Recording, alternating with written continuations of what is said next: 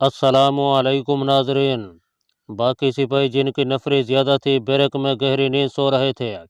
यह बैरक उस तहखाने के एन ऊपर थी जिसमें असला भरा हुआ था और जिसे कुछ देर बाद धमाके से फटना था।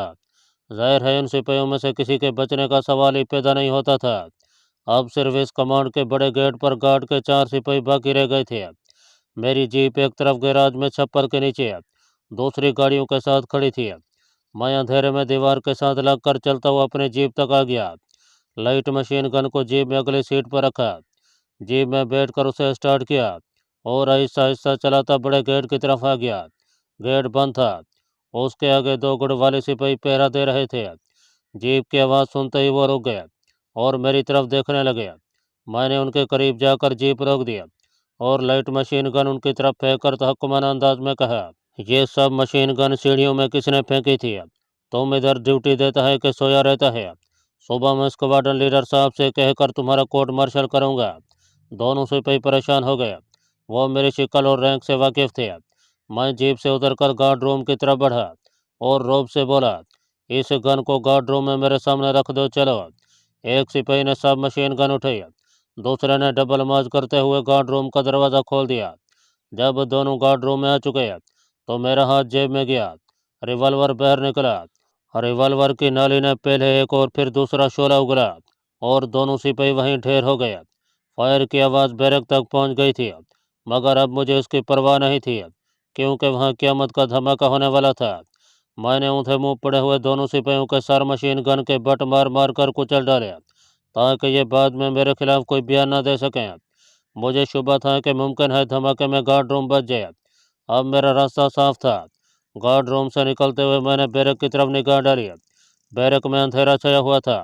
अगर कोई सोया हुआ सिपाही फायर की आवाज़ पर जाग पड़ता तो बैरक में ज़रूर रोशनी हो जाती। मैं जीप बर्क रफ्तार से थंडर बेस के कले में से बाहर निकाल कर ले आया। अंधेरी रात थी। कच्चा रास्ता सुनसान पड़ा था। दूर उधमपुर बस्ती की रोशनियां झिलमिला रही थीं। अब मुझे इंद्रानी की हिदायत के मुताबिक वहां से निकलकर दरियाई तवी के देवी के बुत वाले और निस्बतन वीरान इलाके के पुल को अबूर करके दूसरे किनारे पर एक फरलांग का रास्ता तय करके छोटी पुलिया के पास पहुंचकर उसके नीचे छुपा कर रखी हुई कपड़ों की गठड़ी तक पहुंचना था। वहां अपना लिबास तब्दील करना था और फिर जम्मू से होशियारपुर जलंधर जाने वाली सड़क पर रुककर किसी बस में सवार होकर जम्मू के इलाके से निकल जाना था। अब किसी भी वक्त पीछे धमाका हो सकता था।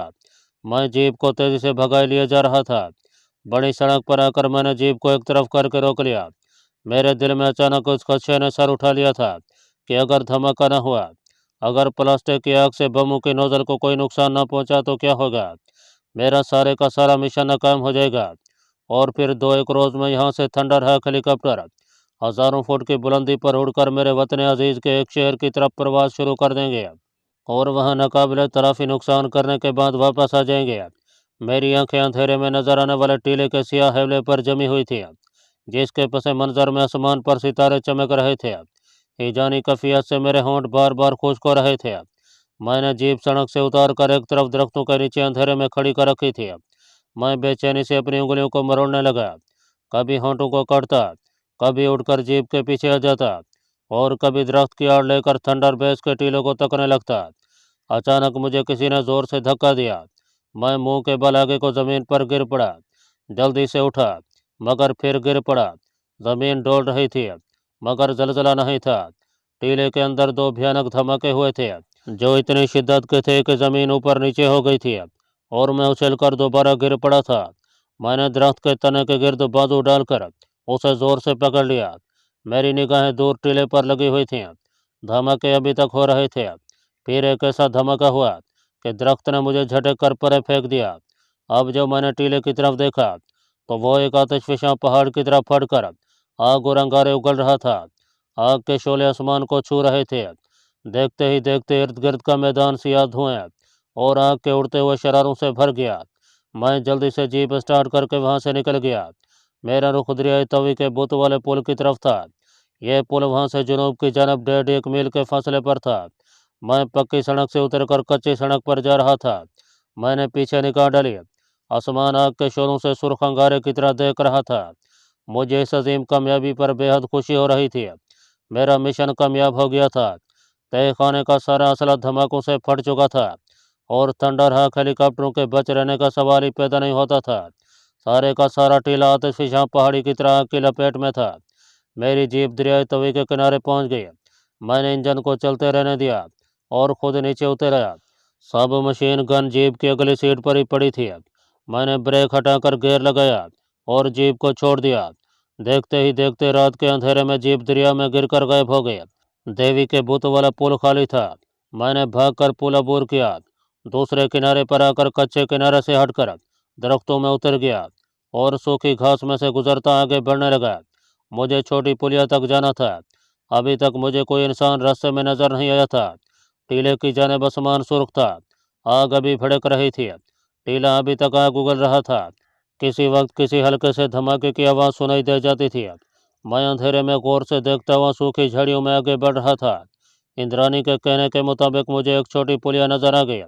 यहाँ ऊपर दरिया की तरफ ज़ेरे ज़मीन एक नाला निकाला गया था जिसके ऊपर नीचे आकर एक पुलिया बना दी गई थी। यह नाला लगता था कि मुद्दों से खुश्क पड़ा है क्योंकि उसमें ऊंची नीची सूखी घास हो गई थी। मैंने पुलिया के नीचे झांक कर देखा। यहाँ घुप अंधेरा था। गौर से आंखें फाड़ कर देखने से मुझे पुलिया की दीवार के साथ लगी हुई एक गठड़ी नजर आई। गठड़ी को बाहर निकाल कर खोला। उसमें मेल खोरे रंग का एक पुराना खद्दर का कुर्ता, एक पजामा और खद्दर का साफा निकला। एक पुरानी चप्पल भी थी। मैंने अपने कपड़े उतार कर ये कपड़े पहन लिए। रिवॉल्वर को पजामे के जार बंद में उड़स लिया। बटुए में 100-100 के 3 नोट है और 2-4 5-5 के नोट थे। ये मेरी मलकियत थी। बटुए को मैंने अपने उतरे हुए कपड़ों के साथ गठड़ी में बांधा। रुपये अपनी जेब में रखे। गठड़ी में पुराने कपड़ों के अलावा अपने बूट रख दिए। गठड़ी में कुछ पत्थर डालकर उसे बांधा और ऊपर दरिया के किनारे पर आ गया। किनारा दूर तक अंधेरे में वीरान था। मैंने गठड़ी दरिया में डाल दिया। पत्थरों के बोझ की वजह से गठड़ी जल्दी पानी में डूब गई। इस काम से फारिग होकर मैंने टीले की तरफ आसमान को देखा। आग अगरचा मध्यम पड़ चुकी थी मगर आसमान पर सुर्खी बदस्तूर कायम थी। उधर से धुआं काफ़ी मिकदार में बुलंद होने लगा था। फिजा में बारूद की हल्की हल्की बू रच गई थी। अब दूर से फौजी गाड़ियों की आवाज़ें और साथ ही आग बुझाने वाली गाड़ियों की टन टन भी सुनाई देने लगी थी। मैंने अल्लाह का नाम लिया और दरिया के किनारे से उतरकर जम्मू से होशियारपुर जलंधर जाने वाली सड़क का रुख पकड़ लिया। हमारी साथी इंद्रानी ने मुझे बताया था कि इस मकाम से जनूब मशरक़ की तरफ चलते हुए जम्मू की हाईवे ज़्यादा दूर नहीं होगी। यह शॉर्टकट था। मैं थोड़ी ही दूर चला हूँगा कि मुझे एक ट्रक की आवाज़ सुनाई दी। ट्रक की रोशनी मुझे दरिया के किनारे उगे हुए ऊंचे ऊंचे सरकंडों से साफ नजर आने लगी थी। इसका मतलब था कि सड़क यहाँ से बहुत करीब थी। मैं वहीं रुक गया। ट्रक बड़ी तेज़ी से गुजर गया। इसके बाद दूसरा ट्रक और फिर तीसरा ट्रक गुजर गया। यह फौजी ट्रक थे। फिर एक जीप बार बार हॉर्न देती हुई गुजर गई। यह भी फौजी जीप ही हो सकती थी। कुदरती बात थी कि थंडर बेस कमांड की तबाही के सिग्नल जम्मू छावनी और दूसरी फौजी चौकियों में पहुंच गए थे और इलाके में फौज चौकस हो गई थी। अब मेरा वहां से निकलना आसान नहीं था। जाहिर है मिलिट्री इंटेलिजेंस भी हरकत में आ गई होगी और जम्मू जलंधर सड़क पर तो ख़ास तौर पर चेक पोस्टें कायम की गई होंगी और ज़बरदस्त चेकिंग शुरू हो चुकी होगी। मेरी कमर के साथ जो रिवॉल्वर लगा था वो मुझे मरवा सकता था। मैं वहीं तेज तेज कदमों से दरिया की तरफ चलने लगा। टीले की तरफ आसमान पर आग की सुर्खी अब गायब हो गई थी और उधर से फौजी गाड़ियों और मिलिट्री पुलिस की सीटियों की धीमी धीमी आवाज़ें बुलंद हो रही थीं। दरिया पर पहुंचकर मैंने रिवॉल्वर निकाला और उसे ज़ोर से उछाल दिया। रिवॉल्वर हल्की सी आवाज़ के साथ दरिया में डूब गया। अब मैं दरिया के किनारे से उतरकर सरकंडों में आ गया और बड़ी सड़क की तरफ चलने लगा। कुछ देर बाद सरकंडों के पीछे मुझे बड़ी सड़क दिखाई दी जिस पर से एक फौजी ट्रक रोशनी डालता हुआ तेजी से गुजर गया। मैं इस उलझन में पड़ गया कि क्या मेरा सड़क पर जाना मुनासिब रहेगा। इलाके में हंगामी हालात पैदा हो गए थे। इंडियन एयरफोर्स का एक बहुत बड़ा अड्डा तबाह कर दिया गया था। यह कोई मामूली बात नहीं थी। एयरफोर्स के साथ ही साथ आर्मी भी हरकत में आ गई होगी। अभी तक मुझे कोई सिविलियन बस वहां से गुजरती नजर नहीं आई थी। रात गहरी थी। मेरे हिसाब के मुताबिक रात के कोई 11-11:30 बजे का अमल होगा। यह हमने पहले से मालूम कर लिया था कि जम्मू से जलंधर और होशियारपुर की जानिब सारी रात लारियां चलती रहती हैं। सिर्फ रात 12 बजे के बाद 2-1 घंटे का वक्फा पड़ता है और अभी रात के 12 नहीं बजे थे। लेकिन जिस किस्म के खतरनाक हालात पैदा हो गए थे उनको मद्देनज़र रखते हुए किसी लॉरी का जम्मू शहर के अड्डे से निकलना अब मुश्किल नजर आता था।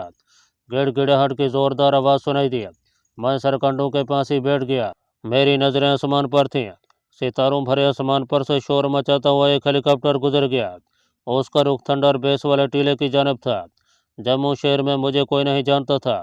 खतरा सिर्फ यह था कि अगर मिलिट्री पुलिस वाले दूसरे आदमियों के साथ मुझे भी हिरासत में ले लेते हैं तो काम खराब हो सकता था, क्योंकि अब मैं इंटेलिजेंस हेडक्वार्टर दिल्ली में भारत सरकार का एक जिम्मेदार अफसर था। और अगर मैं अपनी शनाख्त ज़ाहिर नहीं भी करता तो इस बात का इम्कान मौजूद था कि किसी मरले पर उन्हें मेरी हैसियत का इल्म हो जाए और हेडक्वार्टर मुझसे पूछ सकता था कि जम्मू किस मकसद के लिए गया था। जबकि मेरे साबिक चीफ पुरुषोत्तम दास टंडन को मेरे ख्याल के मुताबिक पहले ही मेरी सरगर्मियों पर शक था। उसे यह शक नहीं था कि मैं पाकिस्तान से अपने तौर पर अदाकाराना हसियत से आया हुआ जासूस हूँ, बल्कि यह शक था कि मैं एक जिम्मेदार भर्ती अफसर होने की हैसियत से किसी दूसरे मुल्क के लिए जासूसी कर रहा हूँ। अब अगर मेरे महकमे वालों को पता चल जाता है कि मैं जम्मू में था और उसी रात थंडर बेस तबाह हुआ तो मुझ पर किसी गैर मुल्क के लिए जासूसी करने का इल्ज़ाम लग सकता था, क्योंकि मैं दफ्तर से छुट्टी लेकर आराम करने के लिए शिमला गया हुआ था। शिमला के होटल में अब भी मेरा अटैची केस वहाँ पड़ा था। होटल वालों को मैंने ये कहा था कि एक ज़रूरी काम से मुझे अम्बाले जाना पड़ गया है, एक आध हफ्ते में वापस आ जाऊँगा। इन दिनों के मैं उन्हें एडवांस पैसे भी दे आया था। मैं इन्हीं ख्यालात में उलझा हुआ था और सड़क पर इस दौरान में दो और फौजी जीपें गुजर गई थीं। हेलीकॉप्टर दूर फिजा में कुछ देर चक्कर लगाने के बाद ज़मीन पर उतर गया था। यहाँ से मैं वापस उधमपुर की बस्ती में भी नहीं जा सकता था। वहाँ मेरे लिए कदम कदम पर मौत मुंह खोले खड़ी थी। मुझे इंद्रानी का ख्याल आ रहा था। अगर थंडर बेस में से कोई सिपाही जिंदा बच गया तो वो मिलिट्री पुलिस को पूछगछ के दौरान ये भी बता देगा कि अम्बाला छावनी से एक कैप्टन मल्होत्रा वहाँ सिक्योरिटी चेक करने के लिए आए थे। दूसरी तरफ अम्बाला छावनी की इंटेलिजेंस भी अब कैप्टन मल्होत्रा की तलाश में चल पड़ी होगी। ओशा को जब पता चला होगा कि जिस थंडर बेस में उसका boyfriend captain Malhotra security checking के लिए आया था वो मुकम्मल तौर पर तबाह हो गया है, तो अपने महबूब का पता करने ज़रूर मिलिट्री पुलिस वालों के पास जाएगी और फिर उन्हें यह बताने से भी गुरेज नहीं करेगी कि एक आदमी ने जो इंद्रानी बोर्डिंग हाउस में ठहरा हुआ था मुझे कैप्टन मल्होत्रा से फ़ोन पर बात करवाने का वादा किया था। और फ्लाइंग ऑफिसर चड्डा ने उस आदमी यानी मुझसे ओशा का तारुफ कैप्टन मल्होत्रा कहकर कराया था। ऐसी सूरत में मिलिट्री पुलिस ज़रूर इंद्रानी बोर्डिंग हाउस पर छापा मारेगी और इंद्रानी ने मुझे पहले ही बता दिया था कि दूसरे रोज़ ओशा की लाश दरियाई तवी में तैर रही होगी। लेकिन अगर ओशा इंद्रानी के हाथ ना आ सके तो इंद्रानी के पास जहर खाने के सिवा और कोई चारा नहीं होगा और वो ज़रूर खुदकुशी कर लेगी।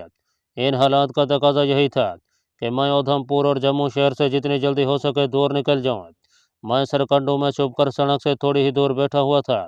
मुझे जम्मू की तरफ से लॉरी के इंजन की आवाज़ सुनाई दी। फिर सड़क पर रोशनी की लकीर सी फैल गई। इंजन की आवाज़ में से मैंने अंदाज़ा लगा लिया कि यह फौजी ट्रक नहीं है बल्कि लॉरी है। मैंने खुदा का नाम लिया और सरकंडों से निकलकर सड़क के किनारे पर आकर खड़ा हो गया। साफा मैंने देहातियों की तरह अपने सर पर लिपेट रखा था। सड़क पर आने वाली गाड़ी की रोशनी फैलती जा रही थी।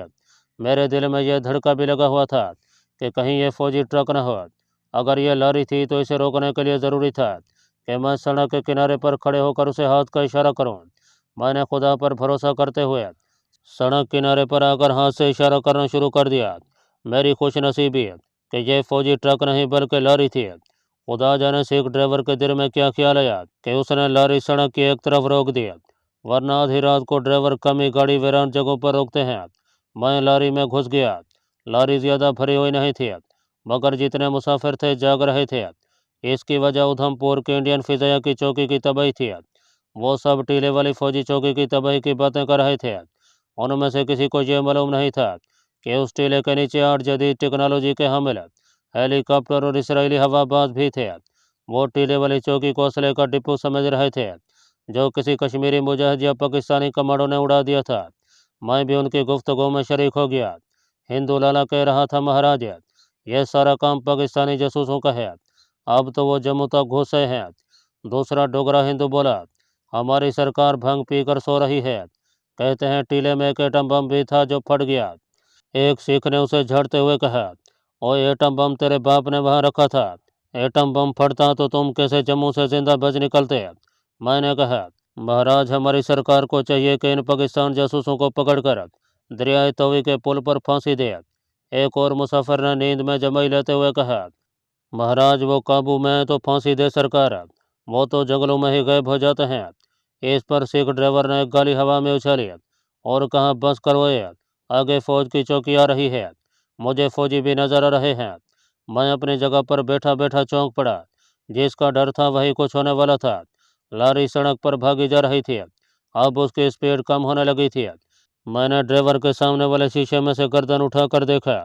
लारी की रोशनी में कोई 100-150 कदम के फासले पर दो इंडियन फौजी कंधों से स्टेन गने लटकाए हाथ के इशारे से लारी को रोकने के लिए कह रहे थे।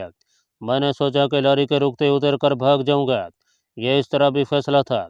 मैंने खुद को संभाला और बड़े एतमाद से पिछली सीट पर बैठा रहा। मेरे पास सिगरेट नहीं था। लारी फौजियों के करीब जाकर सड़क के किनारे रुक गई। क्लीनर नीचे उतर गया। उसने फौजियों को सलाम किया और बोला, सर ये लारी अमृतसर जा रही है।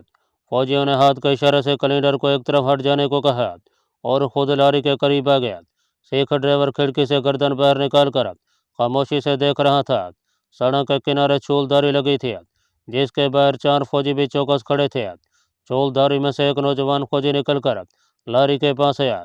यह कैप्टन या लेफ्टिनेंट था। मुझे उसके कंधे के फूल नजर नहीं आ रहे थे। मैं अपने हवास और जज्बात को पूरी तरह समेटे अपनी सीट पर एक मुसाफिर की तरह बैठा फौजियों को तक रहा था। फौजियों ने तमाम मुसाफिरों को बहर कतार में खड़ा होने को कहा। सारे मुसाफिर लारी से निकलकर सड़क के किनारे खड़े हो गए। ड्राइवर और कैलेंडर भी एक तरफ बगलों में हाथ दिए खड़े थे। नौजवान हिंदू फौजी अफसर ने एक एक से पूछगछ शुरू कर दी कि वो कौन है, कहाँ से आया है। फौजी टेंट के बाहर एक बल्ब रोशन था। कैलेंडर ने यह कहकर के लारी अमृतसर जा रही है मेरी मुश्किल हल कर दी थी। पंजाब में सिर्फ अमृतसर एक ऐसा शहर था जिसकी गलियों बाजारों से मैं पूरी तरह वाकिफ था। जब मेरी बारी आई तो मैंने गरीब मस्किन हिंदू की तरह हाथ जोड़कर नौजवान हिंदू फौजी अफसर को नमस्कार किया। उसने कोई जवाब न दिया। वो सुकड़ी हुई नज़रों से मुझे घूरते हुए बोला, क्या नाम है तुम्हारा? मैंने हाथ जोड़ते हुए कहा, धनी राम महाराज। यह फौजी कैप्टन था।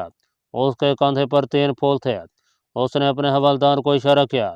हवलदार ने दोनों हाथों से मेरे सारे जिस्म को टटोला, जैसे ये देखना चाहता हो कि मैंने कोई असला तो नहीं छुपा रखा। कहाँ जा रहे हो? मैंने बड़ी आजी से कहा, अमृतसर महाराज, जम्मू में माता शेरावाली के दर्शन को आया था। अमृतसर में क्या करते हो? हिंदू कैप्टन ने पूछा।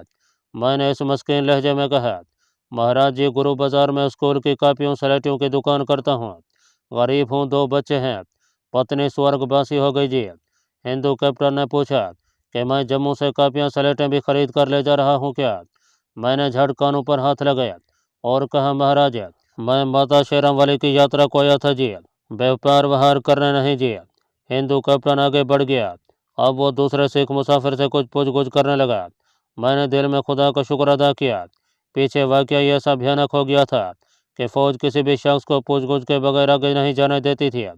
बाद में पता चला कि सिर्फ उधमपुर बस्ती में कोई 100 के करीब लोग फौज ने हिरासत में ले लिए थे और उनमें हुकूमत की अपोजिशन जमात और कम्युनिस्ट पार्टी के मुसलमानों की तादाद ज़्यादा थी। खुदा खुदा करके लारी वहाँ से रवाना हुई। सिख ड्राइवर ने खुदा जाने किसे गाली देते हुए कहा, अमृतसर में फिर चेकिंग होगी। मैं तो कल से रात को लारी लेकर नहीं आऊँगा। एक सूखे हुए आम की शिकल का उधेड़ उम्र हिंदू खेस कांधे पर रखे मेरे करीब ही बैठा था। मेरी तरफ देखकर बोला, महाराज मेरी दुकान भी गुरु बाजार में है, मगर मैंने आपको वहाँ नहीं देखा। मैंने फ़ौरन उस हिंदू लाले का हाथ दबाते हुए कहा, महाराज असल में मेरी दुकान राम बाग में है, पर आपको तो मालूम ही है कि राम बाग में तवक़ें भी रहती हैं और ये बड़ा बदनाम बाज़ार है। मैंने सोचा फौजियों के आगे राम बाग का नाम लिया तो कहीं मुझे बदमाश समझकर पकड़ न लें। वो हिंदू मुस्कराने लगा। उसके सामने वाले 2 दांत टूटे हुए थे। वो बज़ाहिर मुस्करा रहा था, मगर उसका चेहरा मुझे साफ साफ बता रहा था कि उसे मेरी बात पर यकीन नहीं आया। मैं उसकी तरफ से मोहतात हो गया। फौजी चेक पोस्ट से निकलते ही कैलेंडर ने उन मुसाफिरों को टिकट देने शुरू कर दिए जिन्होंने जम्मू लारी अड्डे पर टिकट नहीं लिया था। यह लारी सिर्फ अमृतसर तक जा रही थी। वहीं से कल सुबह फिर वापस जम्मू आना था। मैंने अमृतसर तक का टिकट ले लिया। सिगरेट की बड़ी तलब महसूस हो रही थी। मेरे पास सिगरेट नहीं थी। लारी में 2 एक मुसाफिर सिगरेट पी रहे थे, मगर उनसे सिगरेट मांगने का सवाल ही पैदा नहीं होता था। मैंने साफा सर से उतार कर अपने जिस्म के गिर्द लपेट लिया, क्योंकि रात को ठंड हो गई थी। जब अमृतसर करीब आया तो इस ठंड में कमी हो गई। मैंने साफा दोबारा सर के गिर्द लपेट लिया। मैंने अपने करीब बैठे हुए हिंदू की तरफ दो एक बार गौर से देखा, मगर वो ऊँघ रहा था। लारी अब देर गांव से गुजरकर मजेर रोड पर से गुजर रही थी। अमृतसर शहर पर खामोशी तारी थी। लोग गहरी नींद सो रहे थे। सड़क पर दोनों जानिब बत्तियां रोशन थीं। कभी कभी कोई ट्रक गुजर जाता था। रेलवे पुल से गुजरकर लारी सीढ़ियों वाले रेलवे पुल के सामने पुरानी सराय वाले लारी अड्डे में आकर रुक गए।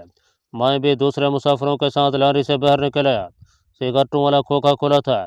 एक बूढ़ा हिंदू लालटेन जलाए बैठा था। मैंने उसे कैप्टन के सिगरेटों का एक पैकेट खरीदा। एक सिगरेट सुलगाकर लंबा कश लगाया। इतने में वही हिंदू लाला जो मेरी सीट के साथ बैठा था करीब आकर बोला, महाराज गुरु बाजार जाएंगे या रामबाग? वो टूटे हुए दांतों की नुमाइश करते हुए हंस रहा था। मैंने कहा, रामबाग अपने घर जाऊंगा महाराज। फिर आंख मारकर उसे कहा, महाराज वो तो मैंने गुरु बाजार का नाम लेकर अपनी जान बचाई थी। मैंने हाथ जोड़कर उस मकार हिंदू से इजाज़त लिया और सिगरेट के कश लगाता हुआ रामबाग की तरफ चल पड़ा। लारी अड्डे पर कोई फौजी नजर नहीं आया, मगर दो एक आदमी इधर उधर जरूर मंडरा रहे थे। जाहिर है ये खुफिया पुलिस के आदमी हो सकते थे। रामबाग वहाँ से ज़्यादा दूर नहीं था और मैं रामबाग के इलाके की एक गली से वाकिफ था। मेरे कारीन को मालूम होगा कि मैंने अपनी कमांडो ज़िंदगी का आगाज़ रामबाग के इलाके से किया था, जहाँ मैं एक स्मगलर साथी के पास आकर ठहरा था। रात के 2 बजे का अमल होगा। अमृतसर शहर की सड़कें सुनसान पड़ी थीं।